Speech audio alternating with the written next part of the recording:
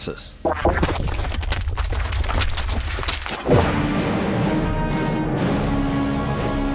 The Marvel Universe has seen its fair share of video game adaptations over the years, some more memorable than others. A few years ago, Marvel turned to studio Raven Software to develop X-Men Legends. The success of the game and its sequel eventually paved the way for the ultimate dream matchup, Marvel Ultimate Alliance. Marvel Ultimate Alliance lets players control their favorite heroes like Wolverine, Iron Man, Spider-Man, and more. The game was ported onto every major platform, including the aging PS2 and Xbox consoles. While the console versions appeared identical in content, it was soon discovered after the game's release that Colossus of the X-Men and Moon Knight of the West Coast Avengers weren't present in the Xbox, PS2, and PSP versions, despite being almost identical to the Xbox 360, PS3, and Wii iterations in every other way. While new characters were added in the form of DLC to the next-gen platforms, no such additions came to the older platforms. Disgruntled Xbox, PS2, and PSP owners were forced to deal with their limited roster, though the tech-savvy turned to custom mods for their fix.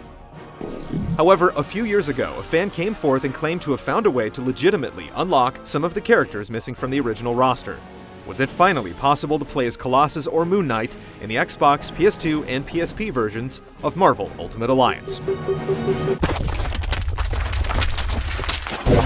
Spider-Man, this is serious. The instructions for unlocking Colossus and Moon Knight were fairly simple. According to a user named CLMB007, you had to play through the Xbox, PS2, or PSP version of Marvel Ultimate Alliance until the Valley of the Spirits level.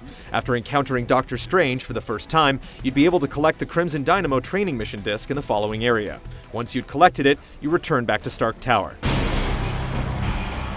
Once there, you made sure you had 4 players in your party. Then you went to the training simulator terminal and selected the Crimson Dynamo Versus mission. When the character select screen loaded up, you then removed all 4 team members from your party and then backed out to the mission select screen. Finally, you select the Crimson Dynamo Versus mission again. If it worked, there should have been at least 1 empty slot in your team. However, if you moved the cursor over that spot, it revealed the name of either Colossus or Moon Knight. If their names hadn't appeared, or if there weren't any empty slots, you'd have to reset your console and repeat the process. Once either character appeared in a slot, you could then begin the mission with Colossus and Moon Knight under your control.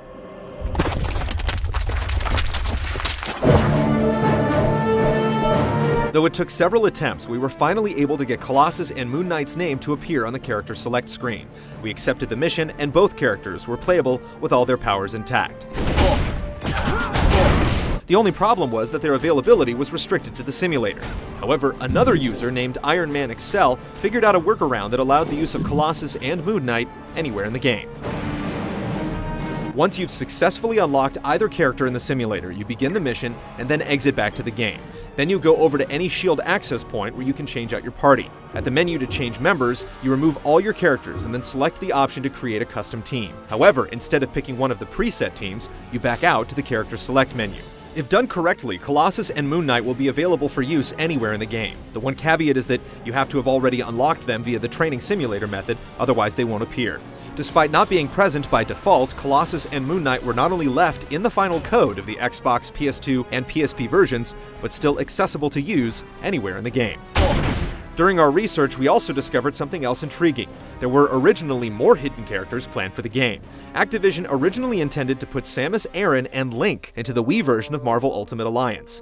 We're not sure why they didn't make the final cut, but we know they existed because a few videos that surfaced later on showed both characters in action. However, the interface revealed it was running on Sony hardware, so it's possible this outraged Nintendo, who demanded their removal.